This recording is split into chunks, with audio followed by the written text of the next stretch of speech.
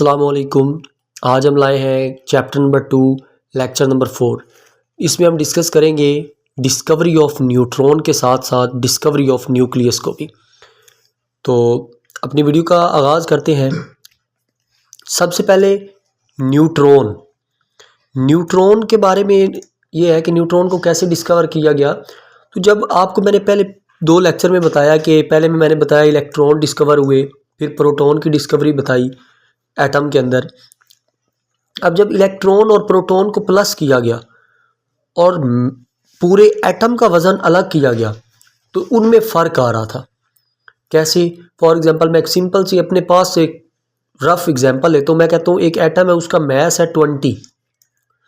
जब वज़न किया गया इलेक्ट्रॉन का अलग से तो वो आया 4 और प्रोटॉन का वज़न अलग से किया तो वो आया 8। अब इन दोनों के, अभी तो एटम में यही कहा गया था कि ये 2 बस पार्टिकल पाए जाते हैं, तो इनका वज़न अलग किया गया तो ये तो 12 आ रहा था। रफ एग्जांपल दिए मैंने। और जो दूसरा एटम का टोटल वज़न था वो 20 आ रहा था।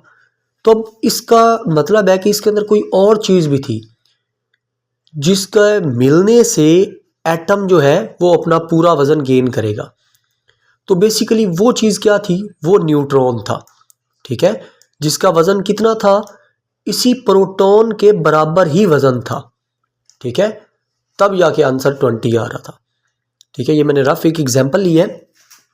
तो इसी तरह न्यूट्रॉन की डिस्कवरी हुई। तो इसको स्टार्ट करते हैं। पहले डिस्कवरी की हेडिंग लगाएंगे इसमें, और मोस्टली शॉर्ट क्वेश्चन के लिए इम्पोर्टेंट है और एमसीक्यूज इसमें है। 1933 के अंदर जेम्स चैडविक ने क्या किया? न्यूट्रॉन को डिस्कवर किया। ठीक है, नेक्स्ट इसकी डेफिनेशन है कि न्यूट्रॉन की डेफिनेशन क्या होगी? कैरी नो चार्ज, ऐसे पार्टिकल एटम के जिसके ऊपर कोई चार्ज नहीं होता, और its mass is equal to mass of proton, और इसका जो मैस है वो प्रोटॉन के वजन के बराबर है, यानी मैस के बराबर है। नेक्स्ट है फंडामेंटल पार्टिकल्स। आपने इसमें एक पॉइंट याद रखना है, शॉर्ट क्वेश्चन के लिए भी इम्पोर्टेंट है, वैसे भी एमसीक्यूज भी पूछ सकते हैं कि एटम के फंडामेंटल पार्टिकल कितने हैं। बुनियादी हर एटम में पाए जाने वाले पार्टिकल कितने हैं? तो आपने कहना 3 है जो हर एटम में पाए जाएंगे। वो कौन कौन से हैं? एक इलेक्ट्रॉन, एक प्रोटॉन और एक न्यूट्रॉन। ठीक है, ये 3 फंडामेंटल पार्टिकल है। लेकिन इसमें एक एक्सेप्शन भी है। वो क्या एक्सेप्शन है कि only hydrogen atom does not have, ordinary hydrogen atom जो है उसके अंदर न्यूट्रॉन नहीं होता, उसके अंदर 2 फंडामेंटल पार्टिकल बस होते हैं। वो भी कौन कौन से? प्रोटॉन और इलेक्ट्रॉन।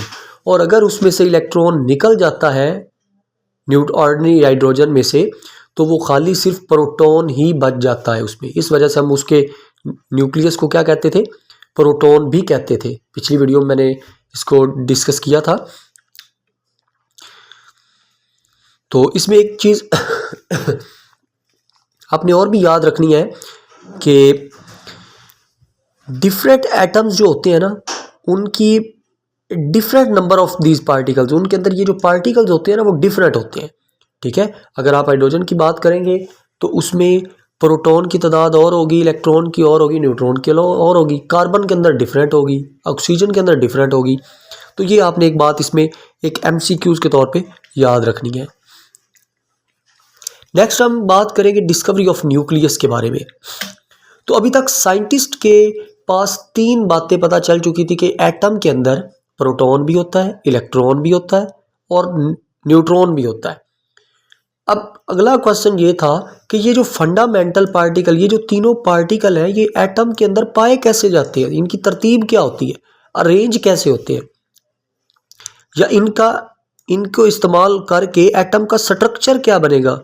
एटम की शक्ल सूरत क्या होगी? इस पे क्वेश्चन था। तो इस क्वेश्चन के लिए न्यूक्लियस की डिस्कवरी हुई।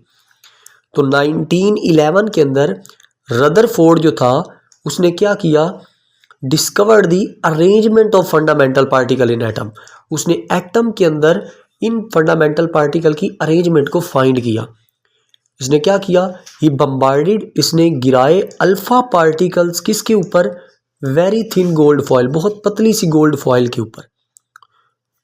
अब इस रिजल्ट में उसको दो बातों का पता चला। इसने कहा कि atom has to portion, atom के दो पोर्शन है।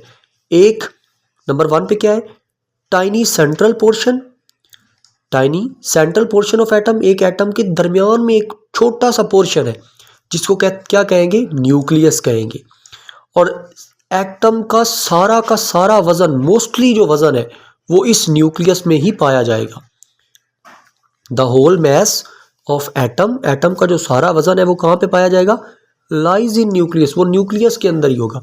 टेस्ट ये आपका एक डू यू नो के बॉक्स में लिखा हुआ है कि एक एटम जो है उसका 99.9% से भी ज़्यादा वजन उसके न्यूक्लियस में होता है। तो इसका मतलब है कि इलेक्ट्रॉन का वजन तो ना होने के बराबर हुआ इसमें। अच्छा, दूसरा पोर्शन कौन सा एटम का, अ रिलेटिवली लार्ज एरिया, एक बहुत बड़ा area around the nucleus, nucleus के इर्द गिर्द जो होता है उसको क्या कहते हैं, एक्स्ट्रा न्यूक्लियर पोर्शन। ठीक है, ये दो पोर्शन एटम के होंगे। नेक्स्ट बहुत ही इंटरेस्टिंग क्वेश्चन है और आपकी बुक एक्सरसाइज का भी शॉर्ट क्वेश्चन है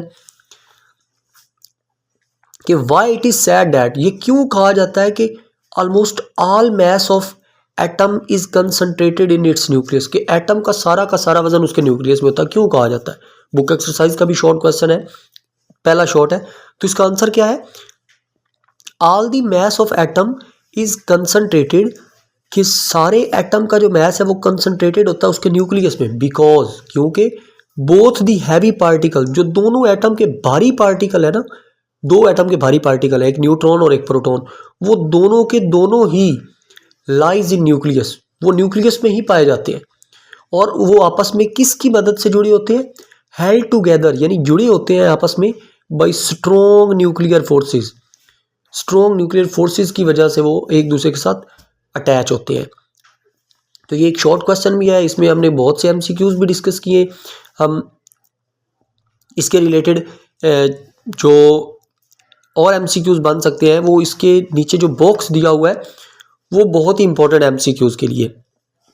पार्टिकल फंडामेंटल कितने हैं, 3, इलेक्ट्रॉन, प्रोटॉन और न्यूट्रॉन।